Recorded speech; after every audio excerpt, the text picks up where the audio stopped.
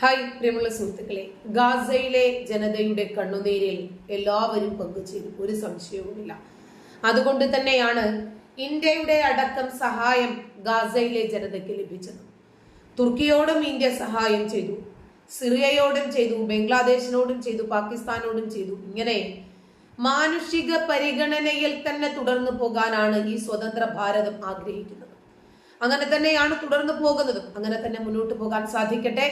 അങ്ങനെ ഒരു രാജ്യത്ത് ഒരു ഇന്ത്യൻ പൗരയായി ജനിച്ചതിൽ ഞാൻ അഭിമാനം കൊള്ളുന്നു. പ്രത്യേകിച്ച് ഇന്ന് പ്രൗഢഗംഭീരമായി ലോകോത്തര രാജ്യങ്ങളോട് കിടപിടിക്കുന്ന രൂപത്തിൽ എൻ്റെ രാജ്യം വളരുന്നു എന്നതിലും അത്തരമൊരു പ്രധാനമന്ത്രിയാണ് എൻ്റെ രാജ്യം ഭരിക്കുന്നത് എന്നതിലും ഞാൻ അഭിമാനം കൊള്ളുന്നു.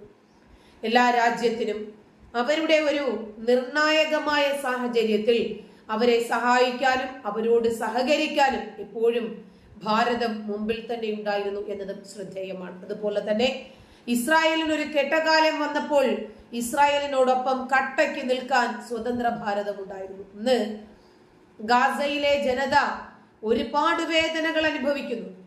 ഏതാണ്ട് 19,000 ജീവനുകളാണ് ഗാസയിൽ പൊലിഞ്ഞു വീണത്. അതെടുത്തത് ഇസ്രായേലാണ് എന്നത് യാഥാർത്ഥ്യം. പക്ഷേ ഹമാസും ഗാസയിലെ ജനതയുമല്ലേ അതിന്റെ ഉത്തരവാദി?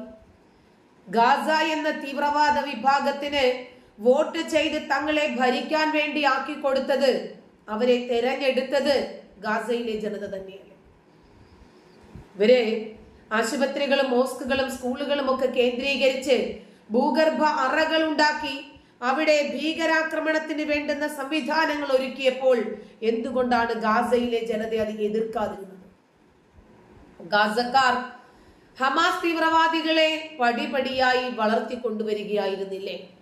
നമ്മളെ മറ്റുള്ള രാജ്യങ്ങൾ ആക്രമിക്കുമ്പോൾ അതിൽ നിന്നും നമ്മെ ഇവർ സഹായിക്കും എന്ന് ഒരു പക്ഷേ ഗാസക്കാർ വിശ്വസിച്ചിട്ടുണ്ടായിരുന്നെങ്കിൽ പോലും ആ വിശ്വാസത്തിന്റെ കടക്കൽ കത്തിവെക്കുന്ന രൂപത്തിലല്ലേ തിരിച്ചു കിട്ടിയത്?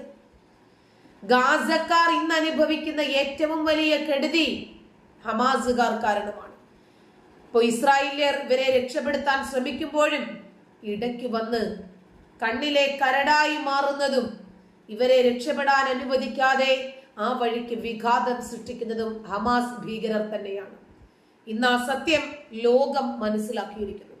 ഗാസയും ഹമാസും തന്നെയാണ് ഇന്ന് ഗാസ അനുഭവിക്കുന്ന എല്ലാ ദുരിതങ്ങളുടെയും ഉത്തരവാദികൾ. രാഷ്ട്രസഭ ഇസ്രായേലിനെതിരെ എന്ത് പറഞ്ഞാൽ എന്ത്? അതിലെന്ത് അത്ഭുതം? ആരെതിർത്താലും തങ്ങൾ പിന്നോട്ടില്ലെന്നാണ് ഇസ്രായേൽ പ്രഖ്യാപിച്ചത്. UN-നെ ഒന്നുമായി ഇസ്രായേൽ കണക്കാക്കിയിട്ടേയില്ല. ഇനി അമേരിക്ക പിന്മാറിയാലും പിന്തുണ പിൻവലിച്ചാലും ഏതേത് രാജ്യങ്ങൾ പിന്മാറിയാലും ശരി, ഹമാസുമായിട്ടുള്ള ഞങ്ങളുടെ യുദ്ധം തീവ്രമായി തുടരാൻ തന്നെയാണ് തീരുമാനമെന്ന് ഇസ്രായേൽ പറഞ്ഞു കഴിഞ്ഞു. പറഞ്ഞതുപോലെ അവർ ഗാസയിൽ ഹമാസ് ഭീകരരെ തീർത്തുകൊണ്ടും ഇരിക്കുന്നു. സ്വന്തം സുരക്ഷിതത്തെ കുറിച്ചുള്ള ചിന്തയല്ലാതെ മറ്റൊന്നും ഇപ്പോൾ ഇസ്രായേൽ നിയമമായി കാണുന്നില്ല. ഇസ്രായേലിനുള്ള ലോക പിന്തുണ കുറഞ്ഞെന്ന് അമേരിക്കൻ പ്രസിഡന്റ് ജോ ബൈഡൻ പറഞ്ഞാലും ഇസ്രായേലിന് കുലുക്കമില്ല. പറഞ്ഞ ബൈഡന്റെയും അമേരിക്കയുടെയും പിന്തുണ ഇസ്രായേൽ ഉണ്ടെന്നത് ഒരു പ്രധാന കാര്യം. ആ പിന്തുണ അങ്ങനെ തന്നെ ഉണ്ടാകും. യൂറോപ്യൻ മുഖ്യ സമൂഹത്തിന്റെ പിന്തുണയും ലോക രാഷ്ട്രീയവും ചരിത്രവും അത്തരത്തിലാണ്. അതിനപ്പുറത്ത് ലോക പിന്തുണയെ കുറിച്ചുള്ള മുന്നറിയിപ്പ് കേട്ടാൽ ഇസ്രായേൽക്കാർ ചിരിച്ചെന്നിരിക്കും. ഇല്ലാത്ത ഒന്ന് എങ്ങനെ നഷ്ടമാകും എന്നോർത്ത്. ഇതിനു മുമ്പ് എന്നാണ് ലോകമാകെ ഇസ്രായേലിനെ പിന്തുണച്ചിട്ടുള്ളത്? 3/4 നൂറ്റാണ്ട് മുമ്പ് കൊടും ശത്രുക്കളുടെ മധ്യത്തിലേക്ക് 8 ലക്ഷത്തോളം വരുന്ന ജനസംഖ്യയുമായി പിറന്ന ഇസ്രായേൽ എന്ന രാഷ്ട്ര ശിശു പിടിച്ചു നിന്നത് ലോകത്തിന്റെ മുഴുവൻ പിന്തുണയോടെയല്ല. പിറവി മുതൽ നിലനിൽപ്പിന് വേണ്ടി പ്രതിരോധത്തിലും യുദ്ധത്തിലുമായിരുന്നു ഇസ്രായേൽ. അപ്പോഴൊക്കെ ജയിച്ചത് മന്ത്രവടി വീശിയല്ല, നഷ്ടങ്ങളില്ലാതെയുമല്ല. ഇപ്പോഴും അവർക്ക് നഷ്ടങ്ങളുണ്ട്. അവരുടെ സൈന്യവും സർക്കാരും ജനങ്ങളും ആ നഷ്ടം ഏറ്റെടുക്കുന്നത് ഹിറ്റ്ലർ സൃഷ്ടിച്ച ഹോളോകോസ്റ്റ് കാലം പോലെ ഇനി ഉണ്ടാകാതിരിക്കാനാണ്. 60 ലക്ഷം സഹോദരങ്ങളെ നഷ്ടമായ ഭയാനക കാലം.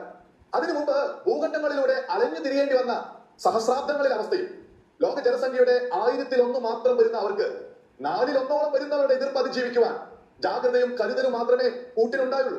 അവരോട് ലോക പിന്തുണയെ പറ്റി പറഞ്ഞാൽ തമാശയല്ലാതെ മറ്റെന്താകാൻ? തീരുന്നില്ല വൈചിത്രം. 1.5 കോടിയോളം പേർക്കെതിരെ 150 കോടി വരുന്ന സമൂഹത്തിന്റെ ഇരവാദം. അതിനെ പിന്തുണയ്ക്കാൻ ഇങ്ങു കേരളത്തിൽ വരെയും മതസംഘവും രാഷ്ട്രീയ ഗണവും പുരോഗമന പുങ്കവന്മാരും. അതിലും അത്ഭുതമൊന്നുമില്ല. 3 ലക്ഷം യഹൂദരുള്ള UK-യിൽ 30 ലക്ഷം ഇസ്ലാമികരുടെ പേരിൽ നടന്ന പ്രകടനം യൂറോപ്പിലും അമേരിക്കയിലും കേൾക്കുന്ന ഇരവാദത്തിന്റെ മുൻകൂർ സാമ്പിൾ തന്നെ. പക്ഷെ ലോകം ഇന്ന് വ്യത്യസ്ത. പക്ഷേ യമനും സൗദി അറേബ്യയും തമ്മിൽ ഉണ്ടായിരുന്ന യുദ്ധത്തിൽ ആയിരക്കണക്കിന്, പതിനായിരക്കണക്കിന്, ലക്ഷക്കണക്കിന് ജീവനുകൾ പൊലിഞ്ഞു വീണു. അവിടെയും സ്ത്രീകൾ ഉണ്ടായിരുന്നു, അവിടെയും കുട്ടികൾ ഉണ്ടായിരുന്നു, ഗർഭിണികളും വൃദ്ധരും ഉണ്ടായിരുന്നു, അശരണരും അതുപോലെ അഗതികളും ഉണ്ടായിരുന്നു. അവിടെയും അനാഥരെ സൃഷ്ടിക്കപ്പെട്ടു, അവിടെയും വിധവകളെ സൃഷ്ടിക്കപ്പെട്ടു. എന്തേ ആ സമയത്തൊന്നും നമ്മുടെ ഈ കേരളക്കരയിൽ നിന്നും ഒരു തരത്തിലുള്ള ഐക്യദാർഢ്യവും ഉണ്ടാകാതെ പോയത്? പ്രത്യേകിച്ച് ഇസ്രായേലിനെ തുടച്ചു നീക്കുമെന്ന് പറയാൻ ഇന്നത്തെ അറബ് ലോകത്ത് അധികമാരെയും കിട്ടുമെന്ന് കരുതേണ്ട. ലോകം മുഴുവൻ ഇസ്രായേലിനെതിരെ എന്ന് ഇവിടുത്തെ ചില ഹമാസ് പക്ഷമാധ്യമങ്ങൾ വിളിച്ചു പോയാലും സത്യം വേറെ പക്ഷത്താണ്. ഇറാൻ അടക്കി പിടിച്ച് മുരളുകയും ഭീകര വിഭാഗങ്ങളെ ഇളക്കി വിടുകയും ചെയ്യുന്നു എന്നതിനപ്പുറം അറബ് ലോകം ഒന്നായി ഇസ്രായേലിനെതിരെ പടയൊരുക്കാൻ തുനിയുന്നില്ല. ഇസ്രായേൽ ഭീഷണിയാണെന്ന് അവരാരും ഇപ്പോഴും കരുതുന്നുമില്ല. ആ നിലയ്ക്ക് കനത്ത വില കൊടുക്കേണ്ടി വരുന്ന യുദ്ധ സാഹചര്യത്തിലേക്ക് ആരാണ് എടുത്തു ചാടുക? അതും ഹമാസിനെ പോലുള്ള വിപത്തുകളെ പാല് കൊടുത്ത് വളർത്തുവാൻ ആഗോള ഇസ്ലാമിക സമൂഹത്തിലെ ചെറിയൊരു ഗണമാണ് മതപുസ്തകബദ്ധമായ തീവ്രവാദവും ജിഹാദും ഉയർത്തിപ്പിടിച്ച് ഇതര സമൂഹങ്ങളുടെ സമാധാനം കെടുത്തുന്നത്. അതുവഴി ലോകത്തിന്റെ സമാധാനം. ആ വഴിയിലുള്ളവരാണ് ഹമാസും ഹൂതികളും ഹിസ്ബുള്ളയും അതുപോലെ മറ്റു പലരും. അത്തരക്കാരെ പോറ്റുന്ന ഇറാൻ തന്നെയും ഇസ്രായേലിനെതിരെ തുറന്ന യുദ്ധത്തിനിറങ്ങുമെന്ന് കരുതുന്ന എത്ര പേരുണ്ട്? അനുഭവം ഉണ്ടെന്ന് ഭാവിച്ച് ഇസ്രായേലിനെയോ അമേരിക്കയോ ഭയപ്പെടുത്തുവാൻ ഇറാന് കഴിയുമോ? ഇറാന്റെ ശക്തിയെ കുറിച്ച് ഇവിടുത്തെ പിന്തുണക്കാർ വീരവാദം ഒഴുകിയേക്കാം. ആ രാജ്യത്തിന്റെ ആഭ്യന്തര പ്രശ്നങ്ങൾ മറന്നതുപോലെ മതാധിപത്യ വിരുദ്ധ ജനരോഷവും ഹിജാബ് വിരുദ്ധ സ്ത്രീ സ്വാതന്ത്ര്യ വികാരവും സ്വതന്ത്ര സമൂഹത്തിന് വേണ്ടിയുള്ള പുറവിളിയും കനലുകളായി അവിടെ ഇപ്പോഴും ഉണ്ട്. ഇസ്ലാമിക സർവാധിപത്യത്തിന് മുമ്പുള്ള സംസ്കാരത്തിലേക്ക് തിരിച്ചു പോകണമെന്ന ചിന്ത അനേകരിൽ വളർന്നു വരുന്നു. നിരവധി പേരെ തൂക്കിലേറ്റി എതിർപ്പുകൾ അടിച്ചമർത്തിയ മതബദ്ധ ഭരണകൂടത്തിന് എക്കാലവും അങ്ങനെ നിലനിൽക്കാനാകുമോ? ഇറാനെ നമുക്കറിയാം, ഏതേത് സാഹചര്യങ്ങളിലും മതനിയമങ്ങളെ മുറുകെ പിടിക്കുന്ന രാജ്യമാണ് ഇറാൻ. ഇപ്പോ മഹ്സ അമിനി എന്ന് പറയുന്ന 22കാരി നേരാവണ്ണം ഹിജാബ് ധരിച്ചില്ല എന്ന കാരണത്താൽ അവരുടെ മതകാര്യ പോലീസ് ക്രൂരമായി മർദ്ദിച്ചും ചവിട്ടിയും മൂക്ക് മുറിച്ചും തലമുടി മുറിച്ചും കൊന്നതിന്റെ പ്രതിഷേധാഗ്നി 1 വർഷത്തിലധികം ഇറാനെ കാർന്നു തിന്നു. ആ പ്രതിഷേധത്തിനിറങ്ങിയ ആളുകളെ പോലും കൂട്ടമായിട്ട് ജയിലറകൾ കൂട്ടിയിട്ട് കത്തിക്കുകയും ടെറസിന്റെ മുകളിൽ നിന്ന് തള്ളി താഴെയിടുകയും ഷൂട്ട് ചെയ്ത് തലകൾ തകർക്കുകയുമാണ് ചെയ്തത്. ഇങ്ങനെയാണോ ഒരു സർക്കാർ എന്ന് ചോദിച്ചപ്പോൾ ഞങ്ങളുടെ മതമാണ് ഞങ്ങളെ പഠിപ്പിക്കുന്നത്. ഇങ്ങനെ ഈ മതത്തെയോ മതനിയമത്തെയോ മതഗ്രന്ഥങ്ങളെയോ മതവിശ്വാസങ്ങളെയോ മതസംഹിതകളെയോ ആരെങ്കിലും എതിർത്താൽ അവരോട് ഈ രൂപത്തിൽ നിഷ്കരുണം പെരുമാറാനാണ് ഞങ്ങളുടെ മതഗ്രന്ഥം ഞങ്ങളെ നിഷ്കർഷിക്കുന്നത്. ഞങ്ങൾക്ക് എല്ലാത്തിനു മേലെ മതമാണ് എന്ന് പറയുന്ന ഒരു ജനവിഭാഗത്തിന് എങ്ങനെയാണ് മനുഷ്യത്വത്തിന് പ്രാധാന്യം നൽകാൻ സാധിക്കുന്നത്? 6-ാം നൂറ്റാണ്ടിന്റെ പുസ്തകത്തിൽ പറഞ്ഞിരിക്കുന്നത് പ്രകാരം ഇറാൻ ഇന്ന് ഹിസ്ബുള്ളയെയും യമനിലെ ഹൂതികളെയും ഇളക്കിവിട്ട് ഇസ്രായേലിനെതിരെ തിരിച്ചുകൊണ്ടിരിക്കുന്നതിന്റെ പ്രധാനപ്പെട്ട കാരണം ആ കിതാബാണ്. ആ കിതാബ് മാത്രമാണ്. ഇപ്പോ നമ്മൾ വിചാരിക്കും അത് ഇറാനിലല്ലേ, അതങ്ങ് ഖത്തറിലല്ലേ, ഇതങ്ങ് സൗദി അറേബ്യയിലല്ലേ, മറ്റേത് പലസ്തീനിലല്ലേ, ഇസ്രായേലിലല്ലേ എന്നൊക്കെ പറയുന്നതിന് മുമ്പ് നമ്മുടെ കേരളത്തിൽ ഇതിനേക്കാൾ മോശമായ സാഹചര്യമാണ് ഇപ്പോഴുള്ളത്. നമ്മൾ ഒരു വിദേശ രാജ്യങ്ങളിലും പോകണ്ട, ഈ കൊച്ചു കേരളത്തിന്റെ ഒരു അവസ്ഥ എടുത്താൽ തന്നെ നമുക്കറിയാം. കഴിഞ്ഞ ദിവസം വൈറലായ ഒരു ചെറിയ വീഡിയോ ക്ലിപ്പ് ഉണ്ട്, എന്റെ കയ്യിലുണ്ട്, ഒരു പെൺകുട്ടിയുടേതായതുകൊണ്ട് ഞാൻ കാണിക്കുന്നില്ല. അത് ചോദിക്കുന്നുണ്ട്, നിങ്ങൾക്ക് ഭരണഘടനയാണോ മതമാണോ നിങ്ങൾ ഉയർത്തിപ്പിടിക്കേണ്ടത്? ഞങ്ങൾ മുസ്ലിങ്ങളാണ്, ഞങ്ങൾക്ക് മതമൂല്യങ്ങളാണ് ഏറ്റവും പ്രധാനം, ഞങ്ങൾ മതമൂല്യങ്ങളെ ഉയർത്തിപ്പിടിക്കാൻ ശ്രമിക്കുന്നു, അത് തന്നെയാണ് സത്യവും. അപ്പൊ 6-ാം നൂറ്റാണ്ടിന്റെ മതമാണ് ഇന്നും പ്രിയങ്കരം എന്ന് വിചാരിക്കുന്ന ഭരണഘടന ഒന്നും ഒരു പ്രശ്നമല്ല, അത് കാഫിർ എഴുതി ഉണ്ടാക്കിയതാണ്, കാഫിറുകൾക്ക് വേണ്ടി എന്ന് വിശ്വസിക്കുന്ന വലിയ ഒരു ജനവിഭാഗം നമുക്ക് ചുറ്റുമുണ്ട്.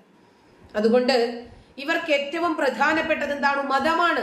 അപ്പൊ ആ മതപുസ്തകത്തിൽ പറഞ്ഞിരിക്കുന്നത് പ്രകാരം മുഴുവൻ യഹൂദരെയും കൊന്നൊടുക്കാൻ വേണ്ടി ഹമാസ് തീവ്രവാദികൾ ഇറങ്ങി പുറപ്പെടുമ്പോൾ ഹൂതികളും യമനികളും ഒപ്പം നിൽക്കില്ലേ? അപ്പോൾ ഇറാൻ ഏറ്റവും പ്രാധാന്യം മതത്തിന് തന്നെയല്ലേ കൽപ്പിക്കൂ?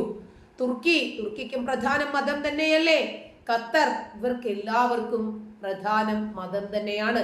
അപ്പോൾ ഇവർക്കിടയിൽ വില്ലനായി വരുന്നത് ആരാണ്? ഇസ്രായേൽ, യഹൂദന്മാർ, സംശയമില്ല. നന്ദി.